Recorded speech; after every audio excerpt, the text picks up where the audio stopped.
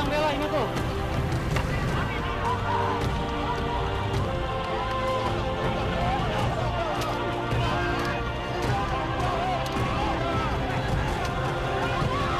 There are agendas here, big agendas, political agendas, religious, philosophical, intellectual agendas, and they are playing out in the minds and the hearts of people, of you. Para pengikut Anand pun langsung.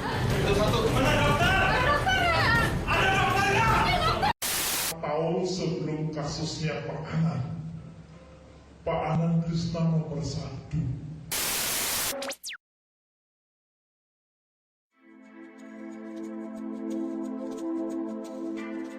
When people ask me about my vision, it's nothing new.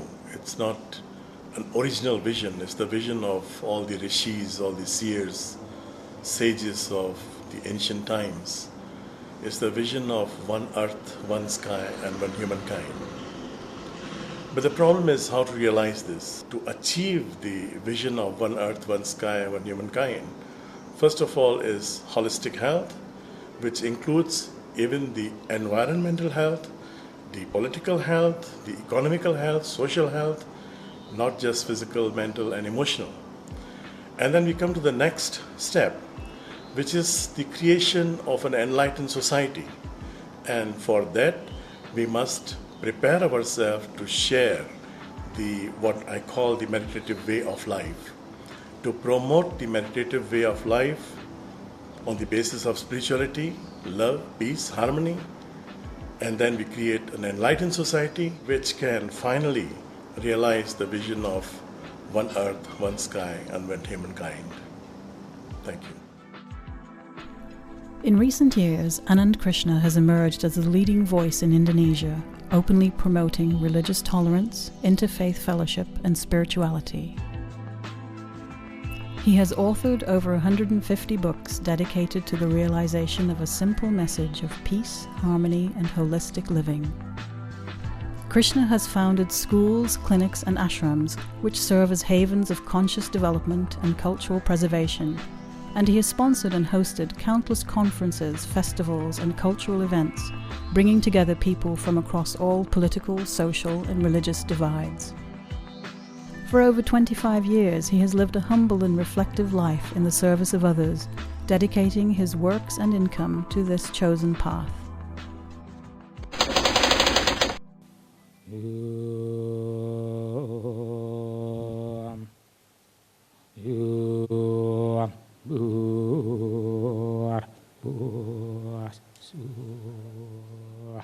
We are here to fight. We are here to make no more Anand Krishnas in Indonesia, and we will set things right over here.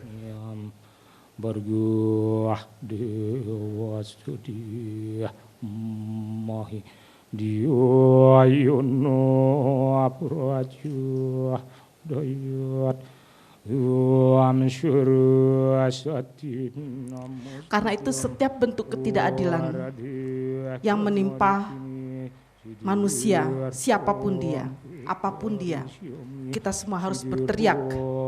It's because the legal system, particularly the judiciary in Indonesia, is not independent. It's been hijacked to some extent by factions in Indonesia. But there are provisions in international law that forbid this. Let's see if there is a truly independent legal system in Indonesia when it comes to Anand Krishna. Frivolous allegations were made against him in the hope that conviction would silence him forever. They clearly don't know Anand Krishna as well as I do, as he will never be silenced. I repeat, he will never be silenced. What follows is the sequence of events which sought to destroy one of the world's greatest advocates of peace, liberty, and religious freedom. In early 2000, a group of Islamic radicals led by Adian Husseini, Secretary General of the Indonesian Committee for Solidarity of the Islamic World, began an extensive media campaign denouncing Anand Krishna and his books as anti-Islamic. In response to the Black Media campaign, Gus Dur, the late fourth president of Indonesia, deputized his nephew, Gus Wahid, to protect Anand Krishna and his ashram. Saya itu menjadi presiden di saat Indonesia menghadapi bahaya akan terurai. Kelompok-kelompok separatis ada di mana-mana. I met with President Wahid in 2004, and as long ago as that, he was warning. Certainly he told me that Indonesia was heading toward a descent into fundamentalism, and that if it remained unchecked, it would be a very serious matter indeed. Well, here we are, 2013, and it would appear that he was accurate. Publishers of Anand's books were threatened by multiple radical organizations, causing all books to be recalled from bookstores. But just 1 week later, due to popular support, publishers began reselling Anand's books.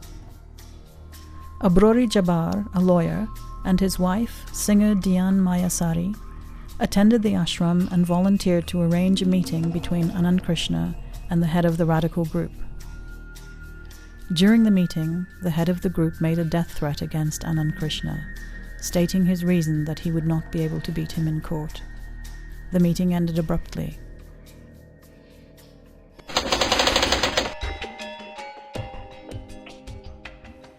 In April 2005, Anand Krishna founded the National Integration Movement to promote and protect Indonesian national unity through cultural rejuvenation.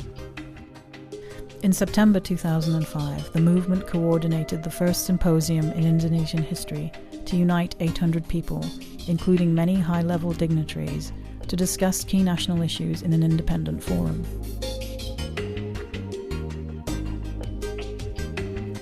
Following the substantial success of the first symposium, the Minister of Defense invited the National Integration Movement to promote a press conference to expose religious conflict in Indonesia as the source of national disintegration. Following the press conference, Abrori Jabbar resigned from the ashram, stating that his friends would not like to see Anand Krishna getting involved in a movement like this. 2 months later, Abrori recruited 2 of Anand's former devotees to send a summons to Anand in relation to the embezzlement of $14,000. The case was settled when the accusers withdrew their complaint after the police determined that there was insufficient evidence to proceed.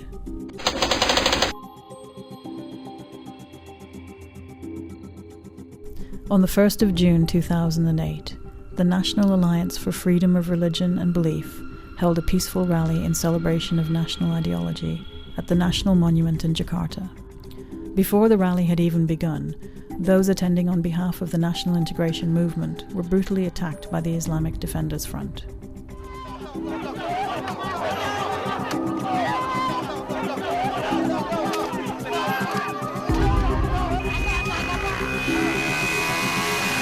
Polri harus mengambil tindakan hukum. Ini bukan negara rimba. Jadi mau tidak mau tangkap orang-orang itu. Rizik Shihab, leader of the Islamic Defenders Front, was found guilty of instigating others to engage in collective violence against people or property for his involvement in the events of June 1st. Munarman, Commander-in-Chief of the Islamic Defenders Front, was found guilty of committing violence against people and property. They were each sentenced to 18 months in prison.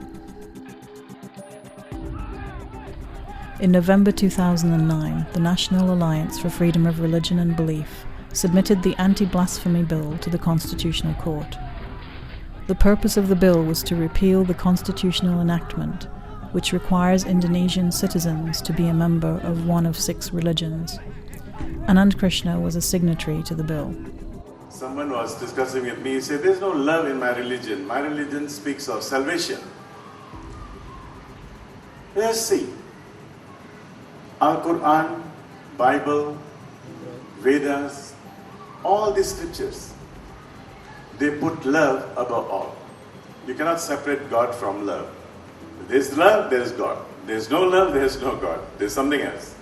The first step towards non-violence is when you can say, you can declare, my religion is not better than yours.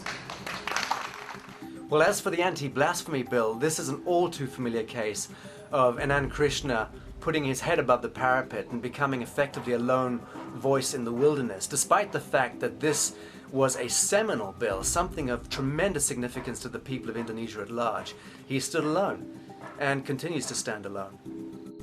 In December 2009, Anand Krishna published a petition to prevent the burning of Christian churches by Muslim radicals. The petition received thousands of signatories in 75 countries before being submitted to the Indonesian parliament and government ministers. Following its submission, Anand Krishna and other primary members of Anand ashrams received multiple threats from various radical Islamic groups. On one occasion, while Krishna was delivering a speech, a ricocheting bullet narrowly missed him.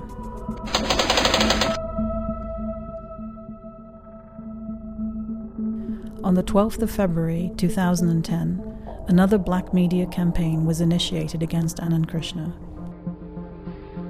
Tara Lakshmi reported to the National Commission of Women that she had been sexually harassed by Anand Krishna.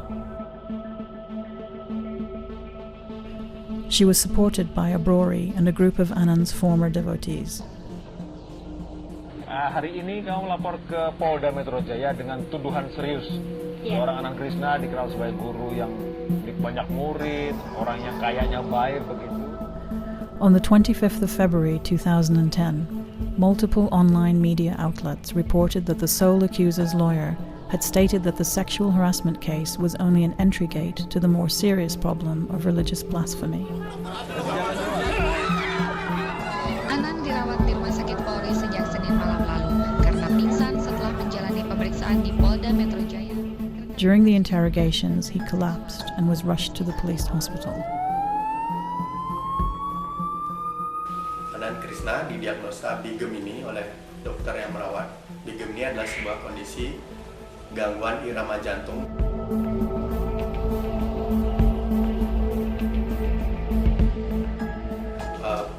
Risiko kegagalan fungsi jantung dan kematian penderita. Pada kasus Anand Krishna mengalami interogasi yang tidak manusiawi, di mana dalam 10 jam interogasi tidak boleh makan, istirahat, dan pergi ke toilet misalnya. Nah, kemudian kondisi Anand Krishna ini diperburuk oleh faktor-faktor sebelumnya, di mana sudah menderita hipertensi dan diabetes mellitus, dan juga sejak kecil sudah menderita asma dan pernah mengalami leukemia. As the trial of Anand Krishna proceeded in September of 2010, tellingly, members of the Islamic Defenders Front were in attendance. During one of the hearings, Abrori Jabbar was called as a witness and confronted by a lawyer for the defense regarding the terms of reconciliation that he had presented to Anand Krishna to make the case, quote-unquote, go away, when they met several months earlier in Studio TV1. Saudara saksi masih ingat benak ibu saya sebelum pemutaran atau kata-katanya pun saya masih ingat. Karena sampai sekarang saya bertanya-tanya apa maksud kata-kata saudara saksi waktu itu. Perkara ini atau masalah ini dapat stop. Saya tidak tahu. Tidak ada itu, Pak. Ini kata-kata ini fitnah. Tidak ada itu. Jadi pada saat itu saudara saksi mengatakan bahwa masalah ini gampang selesai dengan 2 cara. Serahkan anak asram. Anand Krishna jangan di situ lagi. Ke saya dibilang begitu. Terlaknatlah dia demi Allah, demi Rasulullah. Jadi buat kamu. Dia bilang saya hati-hati yang mulia. Diancam saya yang mulia. Ini depan persidangan yang mulia.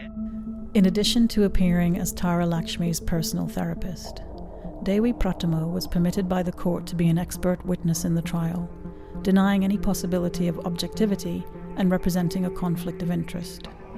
Pratamo also claimed that after isolating her patient from the outside world for 4 months and conducting 45 sessions of hypnotherapy, she had successfully recovered repressed memories relating to the alleged offences from Tara. Of course, according to Professor L.K. Suryani, she's the founder of the Committee Against Sexual Abuse, and she's also the chief of Psychiatric Laboratorium of Udayana University. And another person is Adi Gunawan. He's a leading expert in mind technology. And of course, they both say that Conducting 45 hypnotherapy sessions to a patient would be considered an overdose. Biasanya orang menghipnosis ada waktunya mungkin seminggu atau 2 minggu sekali. Tapi kalau setiap hari selama 3 bulan, kalaupun ada, mungkin ini satu metode untuk brainwashing. Bagaimana menghapuskan memori diganti dengan memori baru. Jadi sama sekali bukan mau sama-sama mau. Maaf, enggak. Makasih. Enggak sama sekali.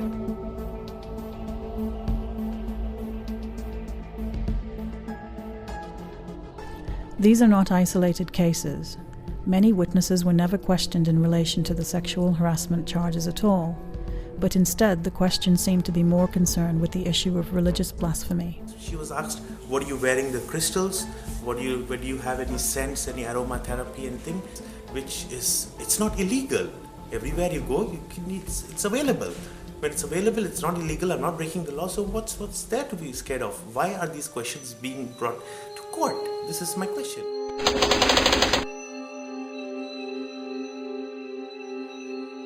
In March 2011, Anand Krishna was detained by the court before either he or the witnesses had given their testimony.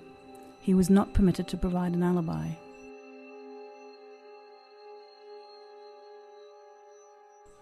In response to the unlawful detainment, Anand Krishna began a hunger strike which lasted for 49 days. Now here we see that after having complete picture of what happened and what did not happen, she just wanted to have one goal. The public prosecutor in this case did not have the goal of finding the truth. She just had the goal of putting Anand Krishna behind the bars. Loh, bagaimana sekarang dengan sikap hakim yang sudah dalam penetapannya menyatakan Pak Anand itu sudah bersalah sebenarnya.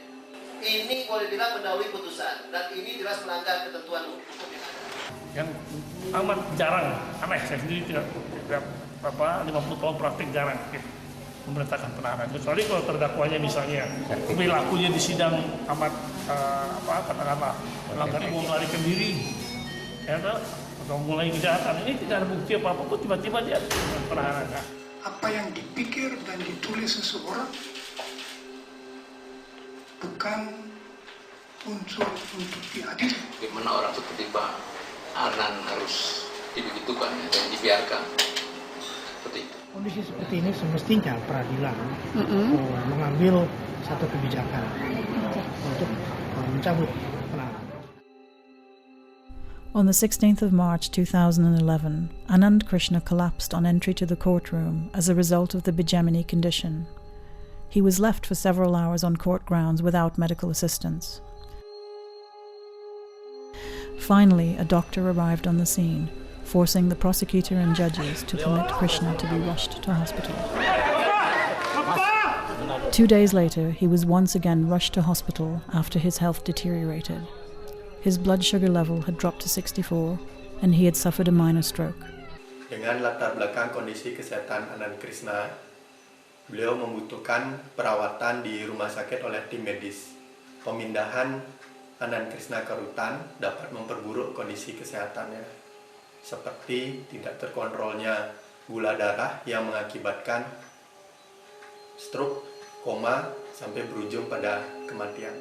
Anand Ashram supporters held a peaceful protest at South Jakarta District Court, demanding the replacement of Hari Sasanka. Tidak membawa keuntungan, tetapi kami datang membawa hati nurani. Oleh karena itu, satu tuntutan kami kepada Ketua Pengadilan Negeri Jakarta Selatan, yaitu untuk mengganti Ketua Majelis Hakim Hari Sasanka. Also during the course of the trial, the senior judge was discovered engaging in a private relationship with a key prosecution witness. Covert photographic evidence clearly shows a 2-hour meeting in a car in an underground parking lot late at night, after which the judge emerged holding a stuffed envelope. The hunger strike ended on the 26th of April, when the judge ordered the detainment order be suspended.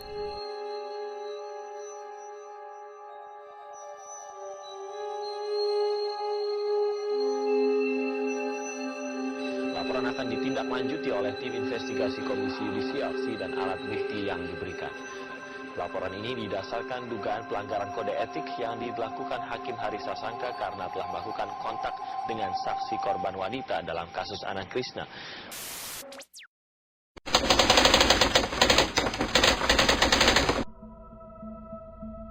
On the 8th of June 2011, as a result of the evidence presented, the head of the South Jakarta District Court ordered the replacement of the entire panel of judges.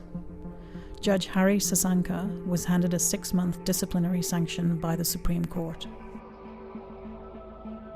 Mrs. Albertina Ho, the presiding judge, came to the case with an outstanding reputation for upholding the rule of law.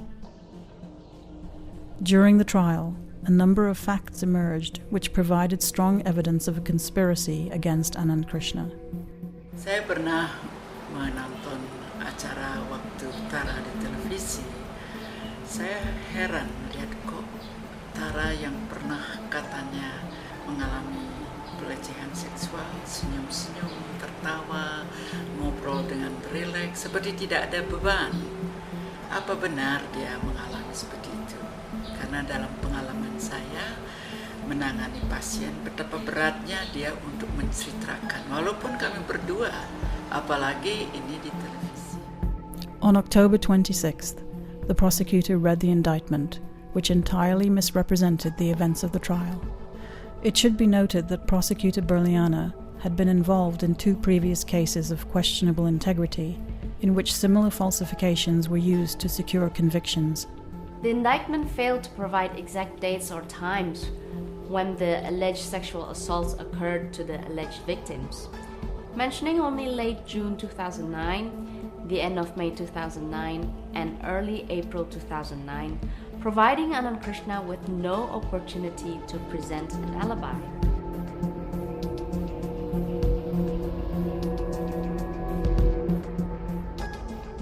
Apa yang terjadi? 21 Maret itu Pak Anand tidak ada di tempat kejadian yang dia bilang, yaitu di Ciawi. Pak Anand ada di tempat lain, yaitu lagi melakukan open house di Sultan. Dan itu disaksikan oleh banyak orang. Bahkan ada bukunya, buku terima tamu, ya. Bahkan kita perlihatkan kepada majelis hakim, ini loh. Itu namanya apa? Alibi. Bagaimana terjadi 21 Maret itu pelecehan di satu tempat kalau Pak Anandnya nggak ada?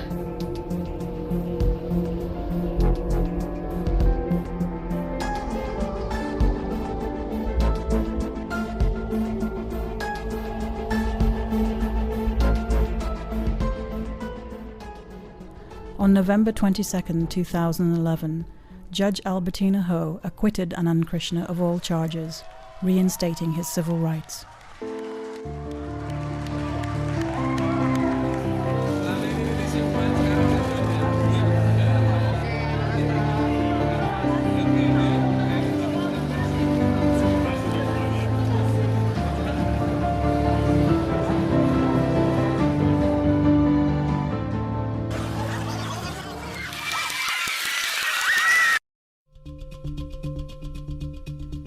On the 2nd of December 2011, Tara Lakshmi's lawyer falsified a report to a judicial commission accusing the presiding judges of illegal and inappropriate conduct. Despite the Attorney General's instruction to his deputies not to appeal innocent verdicts, the public prosecutor appealed the acquittal verdict to the Supreme Court. The appeal misrepresented the facts of the case. I mean, imagine the case in question, a registered case from the West Java District Court, is included in Anand Krishna's case. And that case was dated on 21st April 2006. Well, this is a classic scenario which is all too well observed and noted in history.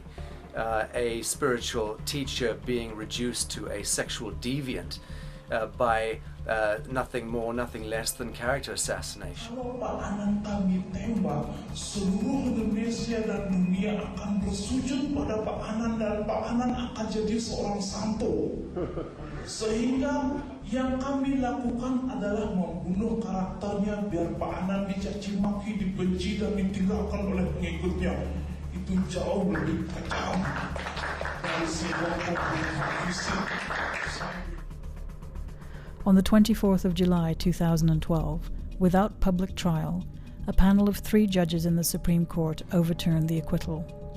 They sentenced Krishna to 2.5 years in prison. The verdict is considered null and void under Indonesian law for failing on 4 counts to comply with Article 197, Section 1 of the Indonesian Criminal Code. Another section of the Constitution, Article 28, says every person shall have the right of recognition, guarantees, protection and certainty before a just law and equal treatment before the law. What that means, that's written in legalese. What it means in ordinary language is that the street vendor in this country, the waiters in this restaurant, the people sitting in this room have exactly the same rights as the President of Indonesia. The problem is Anand was not given those rights. Let me repeat. Anand was acquitted of all charges. Article number 244 specifically and unequivocally states that a public prosecutor may not submit an appeal to the Supreme Court where the outcome is one of acquittal. Adalah tanggung jawab setiap manusia yang bebas untuk membantu menegakkan hukum jika kita ingin mempertahankan kebebasan kita yang amat sakral ini. Halaman 38 dari 43 ya. Ini saya sampai bingung, Profesor Ajar sampai bingung dan makanya dia nggak ngerti. Kalau hak konstitusional itu sudah dilanggar berdasarkan Undang-Undang 39, kita boleh menggunakan forum-forum internasional. Kerugian hak konstitusional yang dialami oleh terdakwa yang namanya Anand Krishna. Bapak Anand Krishna sedang menghadapi suatu nasib bangsa yang tidak bersatu. Semua diancam oleh organisasi-organisasi yang mengatasnamakan satu agama. This does not reflect well on this beautiful country, on this young, beautiful, noble country. So change it. When it is not serving you, change it. Get angry. People, rise, be angry about this. Because it is this man right now. Tomorrow it is you, any of us. When human rights are violated like this, nobody is safe in this world. Nobody. Despite being directly informed of his whereabouts, the Attorney General nonetheless issued a statement to the media that Krishna was a fugitive. Buron gimana?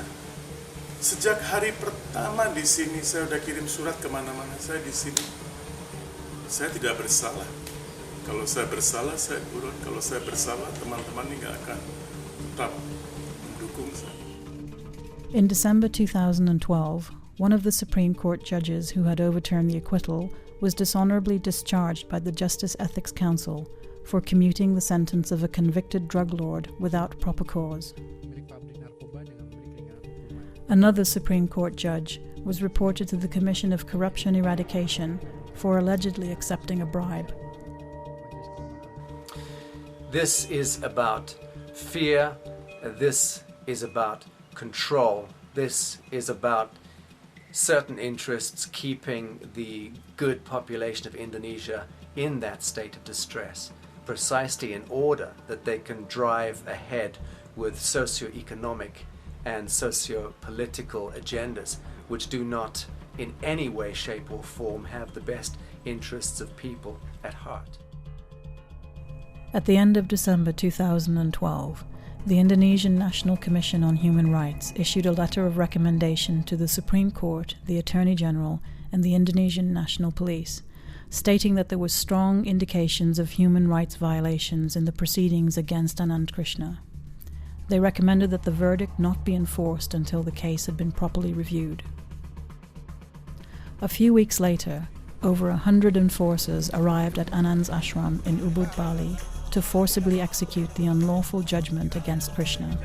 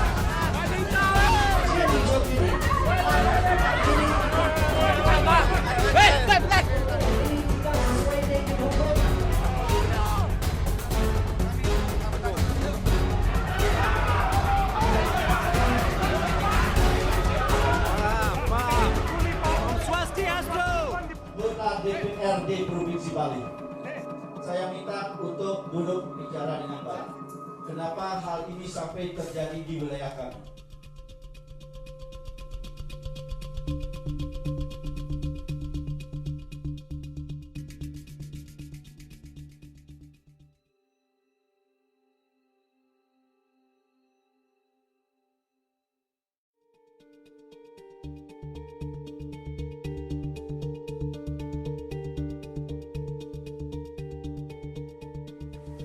Friends, I would like to tell you that I am not doing this voluntarily. I am not surrendering voluntarily, no. I am doing this as a protest against the unlawful overturn of the acquittal, and also to save my friends who have been beaten from morning. I don't want them to be in any kind of mishap.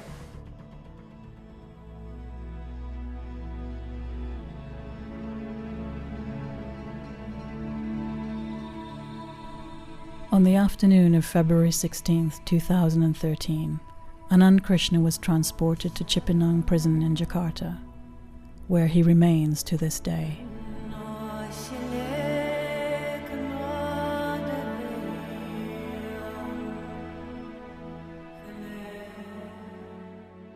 This film is the first time the story is being told to the world at large, and it is made in the hope that people of the international community will unite in condemning one of the greatest travesties of human rights in Indonesia today and demanding the immediate release of Anand Krishna.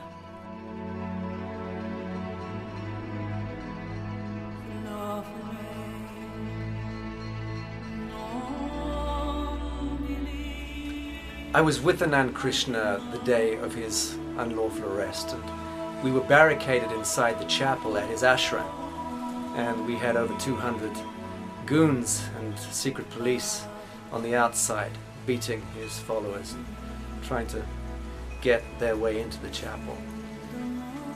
I asked Anand Krishna how he was doing, and he smiled. He was not afraid, but he was sad. He knew that justice would not be served on that day.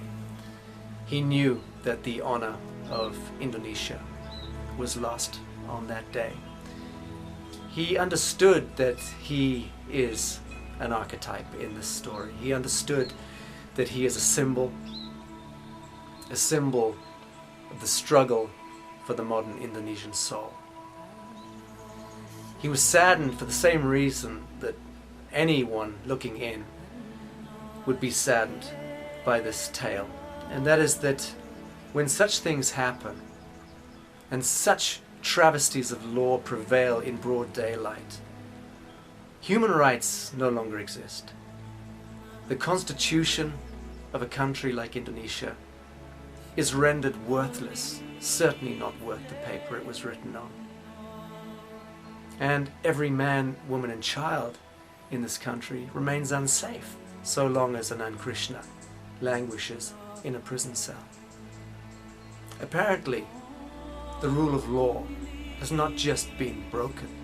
Apparently, it doesn't exist at